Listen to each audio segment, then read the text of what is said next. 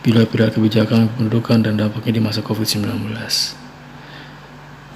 Apa itu?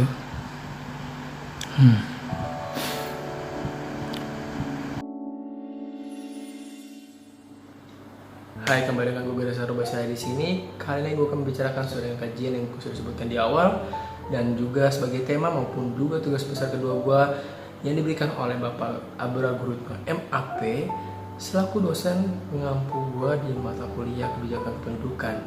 Ya, tugas cukup banyak dan sangat merasakan. Tapi kali ini gue gak sendirian karena gue bersama dengan teman-teman gue untuk membahas tentang pilar-pilar lampu. Pilar-pilar kebijakan kependudukan. Tambah banyak bacot dan juga banyak piricot. Kali ini gue serahkan kepada mereka untuk berkenalkan diri dan juga tugas mereka masing-masing. Terima kasih. Perkenalkan, nama saya Muhammad Taufik. Ira Adela. Yang Adam Rais.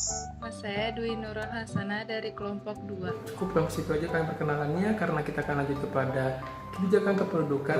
Adalah berbicara tentang suatu gejala yang relatif mudah dan juga kebijakan ini memiliki sebuah bidang tertentu. Bidang tertentunya adalah bidang ekonomi, sosial, dan juga sebagainya. Sebagainya itu bisa ya kalian tahu lah apa. Oke, lanjut. Menurut Bapak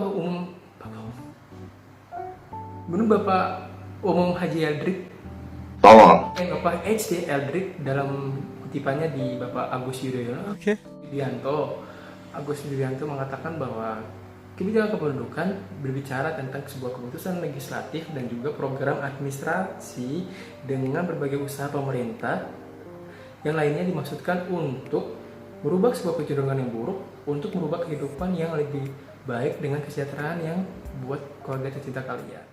Dan berikutnya gue akan serahkan ini kepada penjelasan pilar-pilar kebijakan kependudukan mulai dari statistik demografi, dampak COVID-19, dan juga bagaimana upayanya. Itu teman-teman gue akan jelaskan dan itu sudah diperkenalkan di awal dan kalian akan tahu siapa aja yang akan menjelaskan itu. Sekian dari gue, next yang akan dijelaskan. Baik, di sini saya akan menjelaskan materi tentang pilar kebijakan kependudukan. Berbicara tentang pilar kebijakan kependudukan, itu ada 3 pilar utama yang menjadi sorotan dinamika kependudukan. Yang pertama itu ada angka kelahiran atau fertilitas, yang kedua itu ada angka kematian atau mortalitas, yang ketiga itu adalah perpindahan penduduk atau migrasi. Nah, yang pertama itu ada fertilitas. Fertilitas adalah sebuah kejadian yang dimana bayi lahir dari rahim perempuan dengan tanda-tanda kehidupan seperti bernapas, denyut jantung, dan menangis. Jika tidak ada tanda-tanda tersebut, maka disebut dengan lahir mati atau stillbirth. Nah, yang kedua itu ada mortalitas. Mortalitas adalah hilangnya sebuah angka kelahiran secara permanen yang terjadi sewaktu-waktu setelah terjadinya kelahiran hidup. Dengan begitu dapat diartikan bahwa adanya proses kematian selalu didahului oleh proses kelahiran hidup, sehingga tidak ada kematian jika sebelum proses kehidupan. Mungkin segitu saja pemaparan materi dari saya. Selanjutnya akan dijelaskan oleh Riera. Terima kasih. Sebelumnya terima kasih atas kesempatan yang telah diberikan kepada saya. Selanjutnya saya akan menjelaskan mengenai poin ketiga, yaitu perpindahan penduduk atau migrasi. Sebenarnya apa sih arti migrasi itu? Migrasi sendiri berarti perpindahan penduduk dari suatu tempat ke tempat lain. Migrasi sendiri dapat bersifat permanen, sementara, maupun musiman. Migrasi sendiri bisa terjadi dalam satu negara atau antar negara lain. Migrasi bisa berdampak pada tempat yang ditinggalkan maupun tempat yang dituju untuk menetap. Selanjutnya itu ada orang yang melakukan migrasi itu biasanya itu disebut sebagai migran. Yang akan saya bahas yaitu mengenai jenis-jenis migrasi. Yang pertama yang akan saya bahas di sini yaitu mengenai jenis-jenis migrasi menurut sifatnya. Yang pertama itu ada migrasi permanen, yang dimana migrasi permanen ini perpindahan dari satu wilayah ke wilayah lain dengan tujuan menetap. Lalu yang kedua itu ada migrasi sirkuler, yang dimana migrasi sirkuler ini itu dilakukan bukan dengan tujuan untuk menetap, melainkan mereka hanya ingin mendekati tempat pekerjaan mereka. Dan kegiatan ini itu biasanya dilakukan kurang dari waktu 6 bulan. Lalu selanjutnya itu ada migrasi ulak-alik, yang dimana migrasi ulak-alik ini setiap hari itu dilakukan oleh seseorang untuk meninggalkan tempat tinggalnya itu untuk pergi bekerja. Tetapi mereka itu pada sore harinya akan pulang ke tempat tinggal mereka tersebut. Lalu selanjutnya itu ada migrasi semasa hidup atau lifetime migration. Lifetime migration ini itu migrasi yang berdasarkan tempat kelahiran mereka. Migrasi semasa hidup adalah mereka yang pada waktu pencacahan sensus bertempat tinggal di daerah yang berbeda dari tempat kelahiran mereka. Lalu selanjutnya ini ada jenis migrasi lokal. Jenis migrasi lokal ini yang pertama itu ada sirkulasi. Sirkulasi ini merupakan perpindahan penduduk yang tidak menetap, namun ada juga yang menetap atau tinggal sementara waktu di daerah tujuan mereka. Aktivitas sirkulasi itu dapat berlangsung selama bulanan, mingguan, maupun harian. Lalu selanjutnya itu ada urbanisasi. Urbanisasi ini merupakan perpindahan penduduk dari desa ke kota dalam satu pulau yang sama. Sifatnya urbanisasi ini biasanya itu untuk menetap.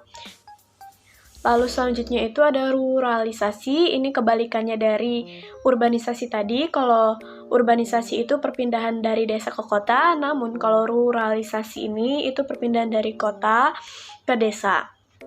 Lalu selanjutnya itu ada transmigrasi, yang dimana transmigrasi merupakan perpindahan penduduk antar pulau. Misalkan itu dari Pulau Jawa ke Pulau Kalimantan atau ke Sumatera. Jadi transmigrasi ini dilakukan oleh orang yang tinggal di pulau padat penduduk ke pulau yang jarang penduduknya. Lalu selanjutnya itu ada jenis migrasi internasional. Yang pertama itu ada imigrasi. Imigrasi ialah datangnya penduduk dari sebuah negara ke negara lain. Misalnya itu wisatawan negara luar datang ke Indonesia. Lalu selanjutnya itu ada imigrasi, yang dimana imigrasi ialah perpindahan penduduk yang berpindah dari sebuah negara ke negara lain. Misalnya itu tenaga kerja Indonesia itu pindah ke Malaysia itu untuk tujuan bekerja. Lalu selanjutnya itu ada repatriasi. Repatriasi ini ialah perpindahan penduduk dari negara yang tinggalnya dalam waktu sementara dan kembali ke negara asalnya setelah sekian lama tidak ke kampung halamannya.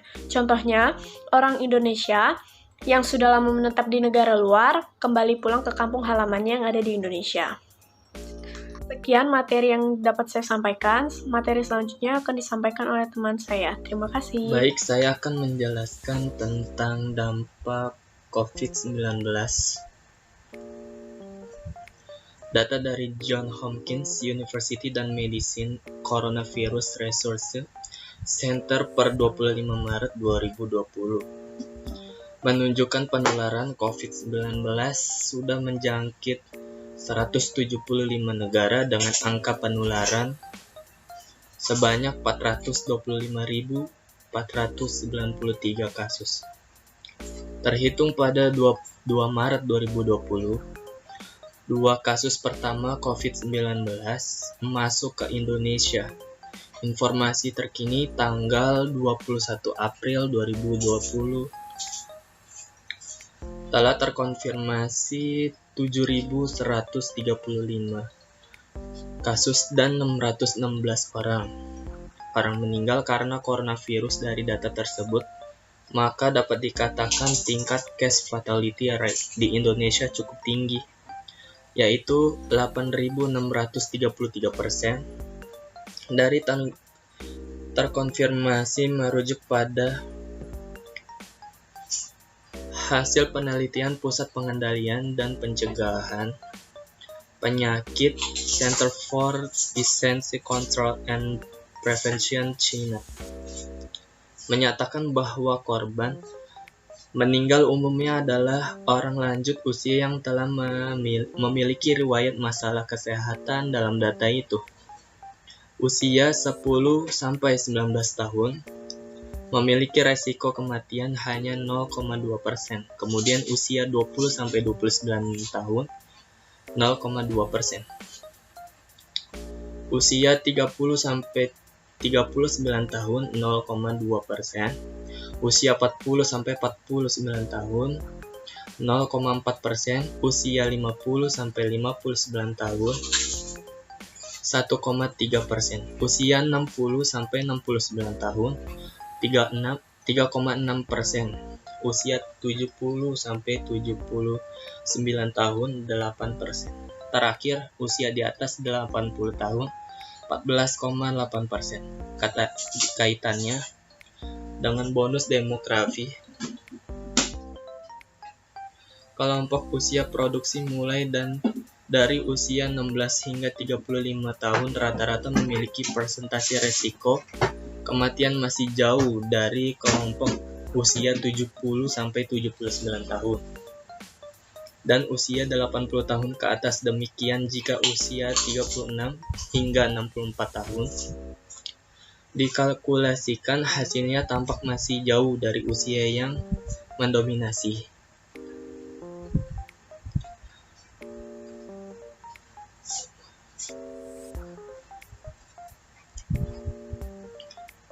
Saya serahkan pemaparan materi berikutnya.